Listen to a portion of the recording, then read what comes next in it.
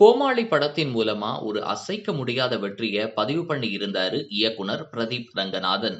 ஐஷரி கணேஷோட சின்ன பட்ஜெட் தயாரிப்புல உருவான இந்த படத்தை 90s கிட்ஸ் தலையில தூக்கி வச்சு கொண்டாடினாங்க.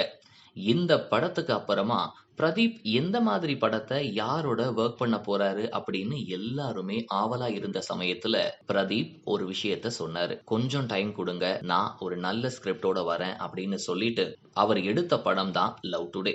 தானே இயக்கி தானே நடிக்க போறேன் அப்படின்னு சொல்ற ஒருத்தரோட படத்தை எந்த தயாரிப்பாளர் தயாரிக்க முன் வருவாங்க? சோ எத்தனையோ ப்ரொடியூசர்ஸ் கிட்ட பிரதீப் இந்த ப்ரப்போசலை வைக்க எல்லாருமே அதை ரிஜெக்ட் பண்ணாங்க. அப்பதான் ஏஜிஎஸ் நிறுவனம் கிட்ட பிரதீப் ரீச் பண்றாரு. அண்ட் அவரு அப்ரோச் பண்ண உடனேவே ஒரே ஒரு கண்டிஷனோட அந்த படத்தை ஓகே சொன்னாங்க. என்னன்னா, லவ் டுடே படம் ஒருவேளை ஹிட் ஆச்சு அப்படின்னா அடுத்த 2 படங்களுமே நீங்க எங்களுக்கு இதே பேமெண்ட்ல தான் பண்ணி கொடுக்கணும் அப்படிங்கிற ஒரு அக்ரிமெண்ட் தான்.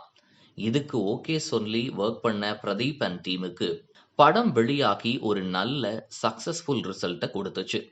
யாருமே எதிர்பார்க்காத அளவுக்கு சக்சஸ இந்த படம் தமிழ், தெலுங்கு அப்படின்னு 2 மொழிகளையுமே அள்ளி கொடுத்துச்சு.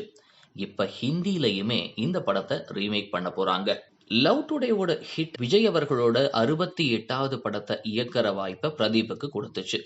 ஏற்கனவே விஜய் அவர்கள் ஏஜிஎஸ் நிறுவனத்தை அழைச்சி நீங்க தான் அடுத்த படத்தை தயாரிக்க போறீங்க அப்படின்னு சொன்ன உடனேவே பிரதீப்பை வச்சு படத்தை இயக்கலாமே அப்படிங்கிற ஒரு ப்ரப்போசலை அவங்க வைக்க அதுக்கு விஜய் ஓகே சொல்ல.